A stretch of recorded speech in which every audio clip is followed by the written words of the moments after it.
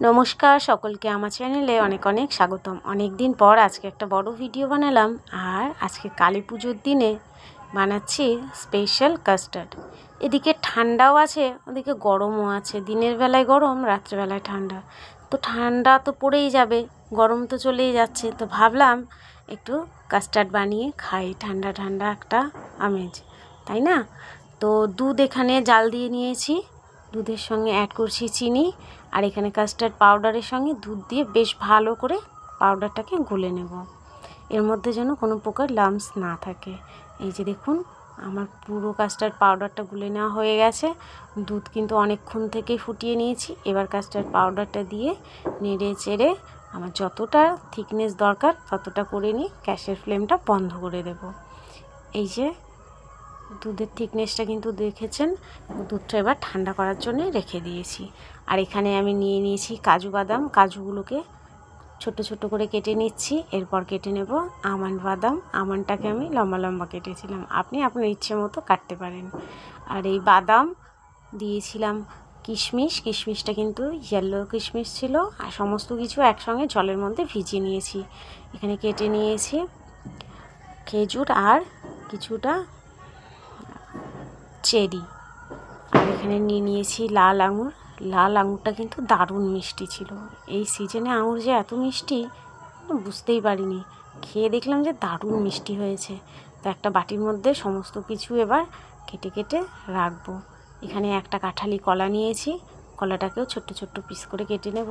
অনেকে বলে যে কলা নাকি ছুরি বা বটিতে কাটতে নেই, তো এক্ষেত্রে না কাটলেও কিছু করার নেই, ছোট ছোট করে কেটে নিলাম। এই যে কাটাটা হয়ে গেছে। এবার সমস্ত ফলগুলো একটা বাটির মধ্যে কেটে রেখে দিচ্ছি। এখানে নিয়েছি একটা আপেল।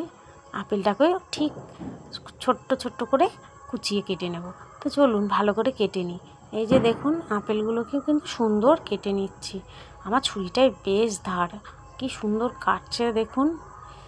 এবার আপেলগুলো কেটে কুচিয়ে নেওয়া হয়ে গেছে। এবার এগুলোকে ওই বাটিটার মধ্যে রেখে দেব। কাস্টার্ডে যত রঙিন ফল আছে সমস্ত কিছুই কিন্তু দিতে পারেন। যত ফল দেবেন তত টেস্ট হবে। তো যাই হোক, এখানে আবার নিয়ে নিয়েছি একটা বেদানা। বেদানার কি দাম! আমাদের এখানে কিন্তু বেশ দাম বেদানার এখন। তো পুরো বেদানাটাই ছাড়িয়ে দিয়ে দেবো। তো চলুন আস্তে আস্তে বেদানাগুলো ছাড়াই। বেদানা ছাড়ালে হাতের অবস্থা কিন্তু একদম খারাপ হয়ে যায়। একদম মনে হয় যেন মেহেন্দি না কি কালো কুষ্ঠে কিছু লেগেছে, এরকম একটা ব্যাপার। আর এখানে দেখুন, এগুলো কিন্তু বেশ ঠান্ডা হয়ে একটা জমার মতো ব্যাপার হয়ে গেছে। এবার সমস্ত কেটে রাখা ফলগুলোকে আমি এই কাস্টার্ডের মধ্যে দিয়ে দিচ্ছি। তো চলুন সব কিছু আস্তে আস্তে দিয়ে দিই। আর আমার চ্যানেলের ভিডিওগুলো যদি আপনাদের ভালো লাগে তাহলে চ্যানেলটি লাইক কমেন্ট সাবস্ক্রাইব করে সঙ্গে থাকতে পারেন। আর কাস্টার্ড কার কার খেতে ভালো লাগে অবশ্যই আমাকে কিন্তু কমেন্ট করে জানাতে হবে, তাহলে আমি কিন্তু কাস্টার্ড খাইয়ে দেবো। এখানে সব ফলগুলো দেওয়া হয়ে গেছে। এবার দিয়ে দিচ্ছি খেজুর আর ওই চেরিটা। এগুলো অ্যাকচুয়ালি চেরি নয়, চেরি গাছ তো আমাদের বাড়িতেই আছে, সেই জন্যই বুঝলাম। আর এগুলো তো ওই করম চা হচ্ছে গিয়ে লাল রং আর চিনি দিয়ে ফুটিয়ে রাখা, তাও যাই হোক দিয়েছি, টেস্ট লাগে। আর এখানে ড্রাই ফ্রুটসগুলো সব জলে ভিজিয়ে রেখেছিলাম, জল সেকে ড্রাই ফ্রুটসগুলো দিয়ে দিলাম। এবার সমস্ত কিছু একসঙ্গে বেশ করে মিলিয়ে নেওয়ার পালা। এই যে দেখুন, খুব সুন্দর করে মিলিয়ে নিয়েছি। আর এই কাস্টার্ডটা আমি কিন্তু একটু ফ্রিজে রেখেছিলাম যাতে একটু ঠান্ডা হয়। তো শীত তো চলেই আসছে, আর তো ঠান্ডা জিনিস বিশেষ খাওয়া যাবে না, তাই ভাবলাম এই মরশুমে এই কাস্টার্ডটা এবারে বানিয়ে খেয়ে নিই। কারণ এরপরে ঠান্ডা জিনিস খেতে আর ভালো লাগবে না, তখন বেশ গরম গরম সব কিছুই খেতে হবে। তো কাস্টার্ড তো মেলানো হয়ে গেছে, এবার সবাইকে ঠান্ডা ঠান্ডা বাটিতে পরিবেশন করে দিই। তো চলুন আর কথা বাড়িয়ে লাভ নেই। কাস্টার্ডটা দেখতে কিন্তু দারুণ হয়েছে, খেতে তার চেয়েও ভালো হয়েছিল, সকলেরই ভালো লেগেছে। তো বন্ধুরা, এরকম কাস্টার্ড বানিয়ে আপনারাও খান আর বাড়ির সকলকে খাওয়ান।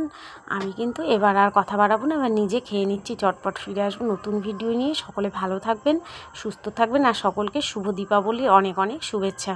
ধন্যবাদ সকলকে এত সময় আমার সঙ্গে থাকার জন্য। আরে আর খেও না, আমাকেও তো একটু দাও নাকি? আরে না না, তুই তো খেয়েছিস, আমি খেয়ে নিই।